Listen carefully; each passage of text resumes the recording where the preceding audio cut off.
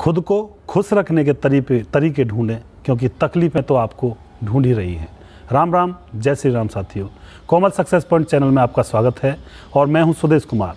साथियों, यहाँ पे मैंने एक प्रोग्राम चलाया हुआ था स्टोरीज़ के ऊपर, मोटिवेशनल स्टोरीज़ के ऊपर यहाँ पे प्रोग्राम चलाया हुआ था। तो आज मैं बहुत दिनों में ये स्टोरी लेकर आया हूँ कोमल सक्सेस पॉइंट चैनल के ऊपर। तो यहाँ पे हम समझेंगे, कुछ जांचेंगे, कुछ परखेंगे, कुछ चीज़ों को सीखेंगे और मैं उम्मीद करता हूँ आपको यहाँ से कुछ ना कुछ सीख ज़रूर मिलेगी और कुछ ना कुछ आप यहाँ से सीख कर अवश्य जाएंगे। साथियों, एक बार एक बूढ़ी औरत होती है 70-75 साल की।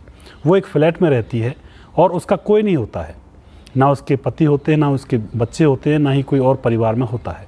तो फ्लैट का जो मालिक होता है वह कहता है कि अब इस फ्लैट को आप छोड़ दीजिए, क्योंकि अब आपसे किराया नहीं भरा जा रहा है।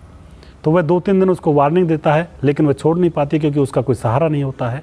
तभी फ्लैट का जो मालिक होता है वो सिक्योरिटी गार्ड को भेजता है और कहता है कि फ्लैट को अभी खाली करवाओ। सिक्योरिटी गार्ड उसके पास जाता है और कहता है, माँ जी फ्लैट को खाली करिए, क्योंकि अब इसमें आपको नहीं रहने दिया जाएगा। तभी वो बूढ़ी अम्मा कहती है कि मुझे 2-3 दिन का टाइम और दीजिए, जिससे कि मैं रहने के लिए जगह बना लूँ, कहीं ना कहीं रहने का जुगाड़ ढूंढ लूँगी। लेकिन वो सिक्योरिटी गार्ड है, वो कोई मानता नहीं है, वो उसको ज़बरदस्ती वहाँ से निकालने लगता है। तभी क्या होता है, एक लड़का आकर वहाँ पर कुछ डॉक्यूमेंट्स लेकर आता है। लड़का आकर खड़ा हो जाता है, उसके हाथों में कुछ डॉक्यूमेंट्स होते हैं और वह सिक्योरिटी गार्ड से कहता है कि आप जाइए, ये फ्लैट मैंने ख़रीद लिया है और बूढ़ी अम्मा के नाम कर दिया है। तो सिक्योरिटी गार्ड वापस चला जाता है। बूढ़ी अम्मा देखती रह जाती है कि ये कौन है और किस लिए इसने मुझे अपना ये फ्लैट दे दिया है ख़रीद करके।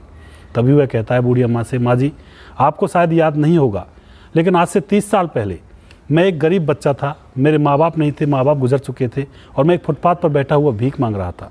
तभी आप और आपके पति मेरे सामने से गुजरते हैं और मैं आपसे भीख की गुहार लगाता हूँ, कुछ पैसे मांगता हूँ। तभी आपके पति कहते हैं कि इसको भीख वगैरह मत दो, ये नशा कर जाएगा, वैसे वेस्ट कर जाएगा, और आपको पैसे देने से मना करता है। लेकिन आप रोकती हैं, आप अपने पर्स में जितने भी पैसे होते हैं वो मुझे दे देती हैं और मुझसे कहती हैं कि बेटा इन पैसों को पढ़ाई में लगाना और पढ़ लिख कर एक बड़ा इंसान बनना। और आप मुझे एक लॉकेट भी देती हैं।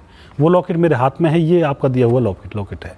तो मैंने उन पैसों से पढ़ाई की और जैसे तैसे अपने जीवन को आगे बढ़ाया और उन्हीं पैसों की वजह से मैं पढ़ लिख कर एक बड़ा इंसान बन गया और आज मैं रियल एस्टेट में बिजनेसमैन हूँ। तो मेरा काम फ़िलहाल फ्लैट्स को बेचना है, यानी कि फ्लैट्स को खाली करवाना है। तो फ्लैट्स खाली करवाने की जब लिस्ट मेरे पास आई, मैंने कंप्यूटर पर देखा तो वहाँ पे मैंने आपका फ़ोटो देखा, आपका फ्लैट भी खाली करवाना था। तो मैंने तभी सोच लिया कि माँ जी का एहसान मुझे चुकाना है और मैंने इस फ्लैट को ख़रीदा और ख़रीद कर आपके नाम करवा दिया। अब आप पूरे जीवन भर इसी फ्लैट में रहोगी। तो साथियों, इस कहानी से आपको क्या शिक्षा मिलती है? इस कहानी से हमें यही शिक्षा मिलती है कि अगर आपने दुआएँ कमाई हैं तो ऊपर वाला आपको आपका साथ ज़रूर देगा, नीचे वाला कुछ नहीं बिगाड़ सकता। तो साथियों, जीवन में भले काम करते रहिए, दुआएं भी ज़रूरी हैं। पैसे तो हम लोग कमाते हैं, लेकिन पैसे कमाने के साथ साथ हमारे साथ दुआएं भी होनी चाहिए, गरीबों की, बेसहारा लोगों की, क्योंकि दुआएं कमाना सबसे बड़ा धन है, पैसे ही सबसे बड़ा धन नहीं होता है।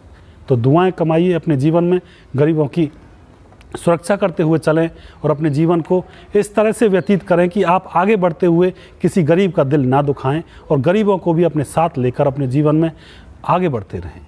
तो ये थी आज की छोटी सी कहानी और मैं उम्मीद करता हूँ आपको ये कहानी अच्छी लगी होगी और नेक्स्ट वीडियो मोटिवेशन स्टोरीज़ के ऊपर मैं फिर से लेकर आऊँगा कोमल सक्सेस पॉइंट चैनल पर।